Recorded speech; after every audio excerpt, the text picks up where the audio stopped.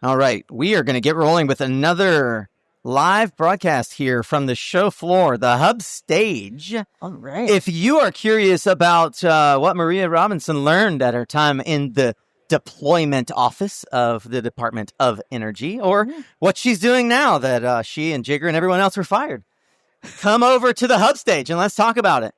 We'll get real for a little bit here. We were fired by the American people, so I don't know how much you want to push that one. The reality is that we are all always in a process of evolving in our careers. Yeah, it's fascinating talking with friends and family. They're like, "Wow, that many people turn over in the federal government? What a weird system!" Every single time, every 4 years. Look at that. I know. Yeah, I would love to. At some point, I would love to have a longer conversation with you on the pod about all the ways that people tried to pitch you guys when you were in the DOE. Absolutely. You are now at the Interstate Renewable Energy Council as the CEO. We're going to talk about that, but also I have had specific requests from folks to really ask you questions about your time at DOE, so we'll do that as well. We are live from the hub stage at Intersolar 2025, brought to you by Yada Energy and ABC Solar Supply. Thank you to those two fine companies and QBI Solutions for helping ensure that we could show up here, record this content, distribute it over SunCast. If you haven't listened to SunCast, you should subscribe, as you and my mother and maybe 3 or 4 others regularly listen. Jason is. I've got listeners here. Got listeners. Tor. You have like a wild following here. There's a happy hour going on at the same time as this, and you have people here listening to you. And there are people here. That's amazing. That's a compliment. I'm honored as well to be able to have you. One of our faithful listeners, Matthew Harris, is of course a big fan of your work, and we're grateful to get a chance to learn more about the lens through which you were able to see how the industry is evolving. So I think what's actually a good place for us to start, because certainly maybe those who are listening in post here on the podcast may not know what your role was in the government. You were the director of the Office of Deployment? Grid deployment, yes. Deployment. So help maybe disintermediate or help disambiguate the role that you had within the DOE and how you sort of served as a sister organization to kind of what Jigger did on the loan side. Absolutely. So, when you think about the Department of Energy historically, you think about R&D, you think of scientists and folks like Robert Oppenheimer. And then in the past couple of years, because of what Congress has passed in the Bipartisan Infrastructure Law and Inflation Reduction Act, the Department of Energy has taken on this new role of being an infrastructure deployment agency. Yep. Now, the Loan Programs Office has been doing that for a while, but they started all these other offices, the Manufacturing and Energy Supply Chain Office, State and Community Programs, and our office, which is, a cousin to all of those, the Grid Deployment Office, where it really focused on transmission and distribution upgrades and continuing to deploy across the country. Yeah. So while Jigger was working on loans, incredibly important, especially considering the ability to get capital from utilities from time to time. We tended to do more grants in other different types of financing mechanisms, right? We're giving grants to hydro plants that need to do efficiency upgrades, incredibly important. Trying to work on bailing out nuclear plants, but a lot of it was in transmission directly as well as distribution systems. Yeah. And I presume as well, helping with things like grid resilience and wildfire and such. That was a huge component of it. We actually had a grant where we were ready to make it competitively to Hawaii and the Hawaiian Electric Company right after the Maui incident happened with wildfire. And actually the precise application that they had put forward was to help prevent that exact type of situation. Yeah. And so we want to make sure that we're continuing to build back after all of these horrible natural disasters, whether it's wildfire, whether it is hurricanes, that we're doing it better and more thoughtfully to be able to withstand even worse events. You have a longer history than just the DOE and thinking about our infrastructure in the energy sector. And I'm curious, when you spent, through the lens of 4 years at the DOE under the Department of Grid Deployment, what did you learn about our grid infrastructure, either that surprised you or stands out for you as something that probably most of our listeners wouldn't think is maybe where we're at or where we have problems, or what was revealed to you there? It's probably not a surprise to your listeners because they're really thoughtful folks, but I think when you when we talk about the grid, you assume that someone's doing upgrades to it all the time, the same way that they would a highway, right? They're filling potholes every single year and going back and making sure that it's still strong infrastructure. The grid has been a little bit more neglected than our highways, and people don't necessarily see that. So we're not using the most recent technology. We're not using the most efficient technology. And we've put that off and off until we've really reached the end of the useful life for a lot of this. So we are now at the point where we need to invest over and over, especially because Americans expect their lights to be on 24/7, 365, which is different than 30, 50, 100 years ago. Yeah. I like to think, a lot of folks think that that homeowners think about and care for and provide maintenance on their roof. The grid is more like our roof or our sidewalk. There's grass growing up. There's moss on it. It's... Yeah, you have to go and pick the weeds the same way you do, vegetation management out there, preventing any sort of issue. So a lot of the work that set up the IRA happened in Congress. But one of the things that we talked about is that a lot of the advocacy happens at deeper places than just Congress. Can you talk about how you see advocacy playing a role in all this? It's so fascinating. I worked at a trade association for many years, and we really thought we were doing advocacy right, going to talk to Congress and going to talk to legislators. And then you get to an agency and you realize all of these decisions are actually being made at the bureaucrat level. Oh, yeah. These career servants are really thinking about how are we interpreting every single word of this law, and how does that affect the program?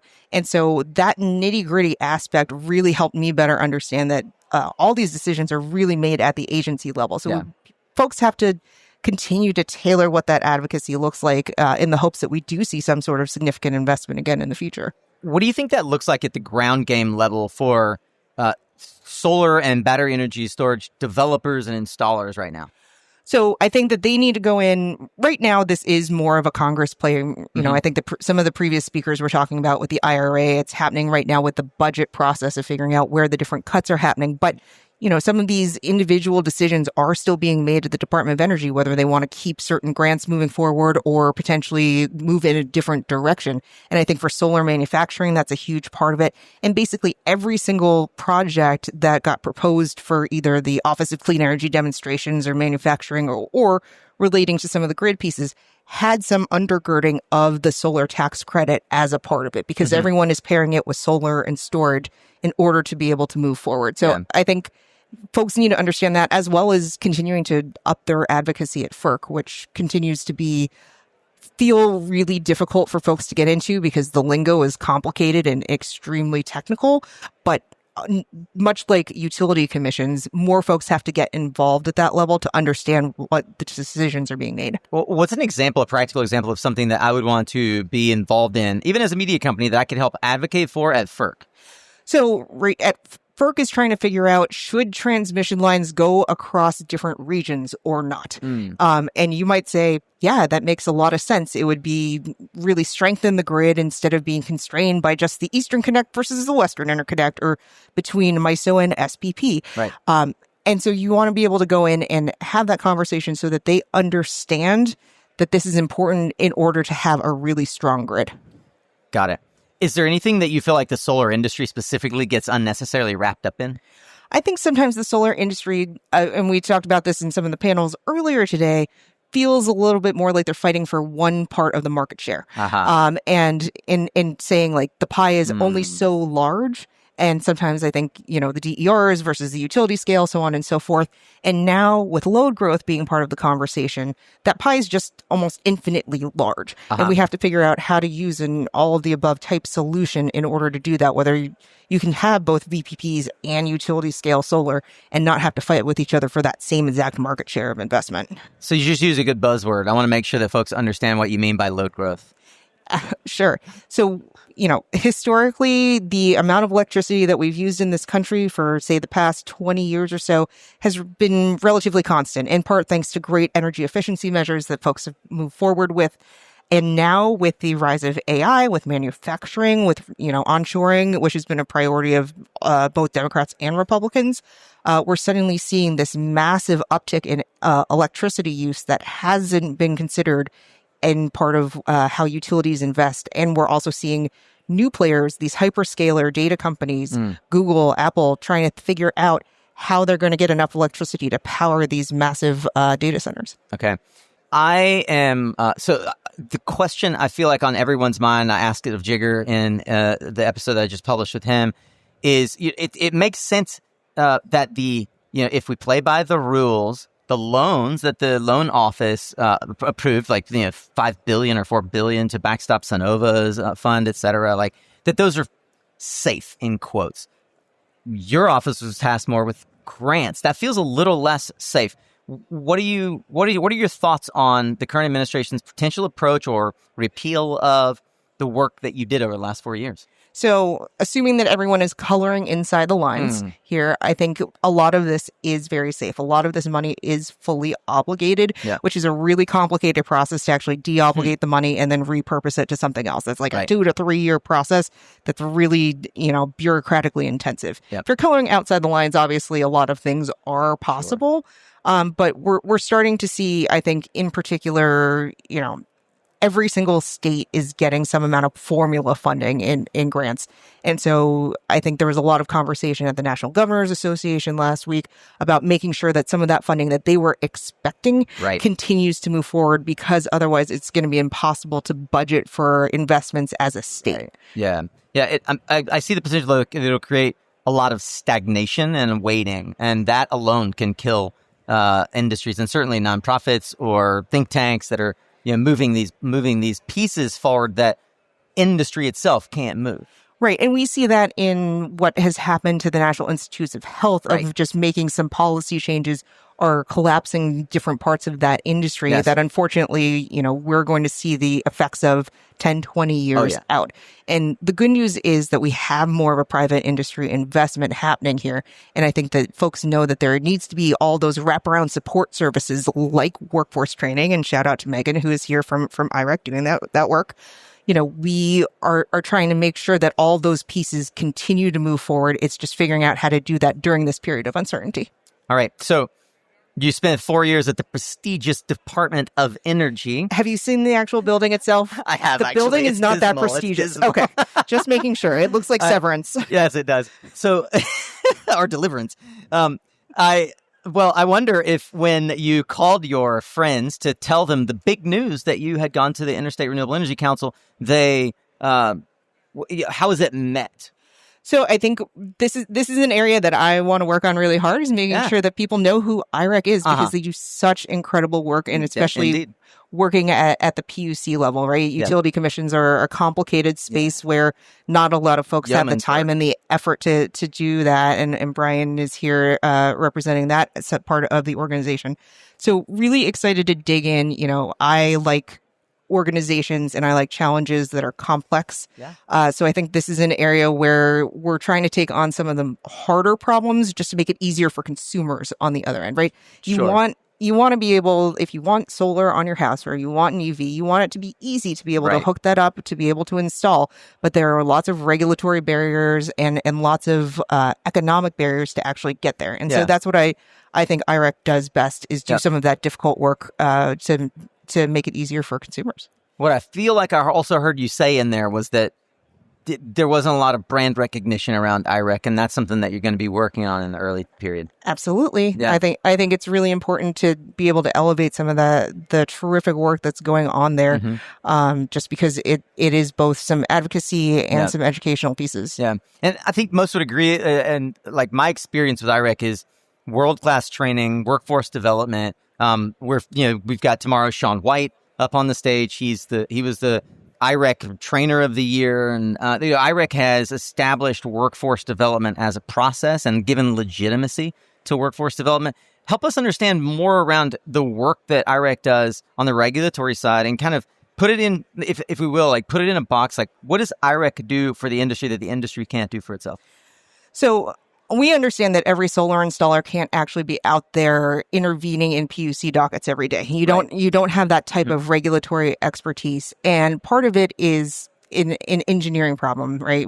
Sometimes people talk about problems in our industry as a little bit politics, a little bit physics, and a little bit economics. And this is trying to deal with some of the physics issues where, you're working with utility engineers who say this is just not physically possible. And that's not necessarily true. It's just more complicated than they want to face right now. This is something that, we faced a lot at the Department of Energy. There's a lot of discussion about supply chain for distribution transformers. And then at some point in time, we found out that some utilities prefer to have the whole opening on the left and some prefer to have it on the right. And eventually, like, we all need to agree as an industry to just pick a side, and then that'll make it a lot easier. But that's not a barrier to actual implementation.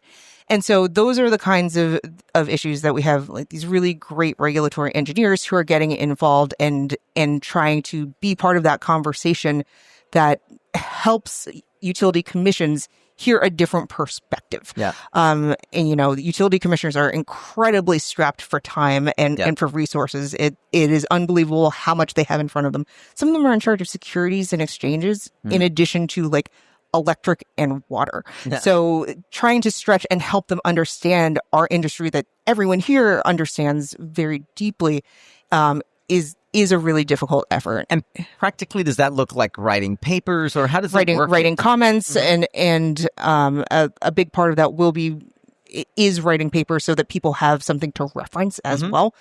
But a lot of it is commenting sort of directly so that there is another voice in the room, really representing, the public interest to some degree.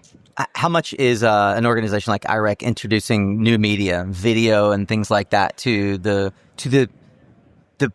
communication style with your constituents? Well, I will let you know a little bit more. Today is day 7. So we are still continuing to work on what I understand. But my hope is to make IREC less of the industry's best kept secret and make sure that everybody knows the work that's going on. Well, it was no big secret to you. What made it appealing to you to take this step to IREC coming off the heels of 4 years at DOE? So I love the idea of running an organization where everyone's running towards the same ultimate goal and having something that's incredibly mission oriented. And I think that really drove me towards this group of folks who are really thoughtful about the work that they're doing and want to make a difference. There's lots of different organizations you can work for out there, but this one certainly appealed to me. I wonder what, if you've done your job well over the next 12 months, will be different about IREC, and what are you charged to focus on? So one of the things that we are facing right now is, of course, the instability in the federal government, and certainly from a funding mechanism. The fun part about being a CEO, as anyone will tell you, is figuring out where the revenue is coming from. Right. Yeah. So that gets to be a good part of the discussion. But also really elevating and making sure people know about the work, right? You knew about the workforce effort happening at IREC, but that is just one of 3 major pillars going on there, right? We're also doing a lot at the local level, coming up with codes and standards that are necessary. And so that there's some consistency, which is huge for installers, right? Yeah. You want to make sure that San Diego is doing the same thing as San Francisco so that when you're going in, you don't have completely different rules. Yeah. And I know that is a big challenge, in particular for small installers as they're going to a bunch of different places and trying to expand their market share. So having that consistency of national codes and standards is so important to make sure that, people can, again, just do their business. Well, Maria, we'll be watching with a keen eye, and I'll be eager to see how you do begin to integrate new media and communicating the message about who IREC is and what you stand for over the next coming 12 months. Well, thank you so much.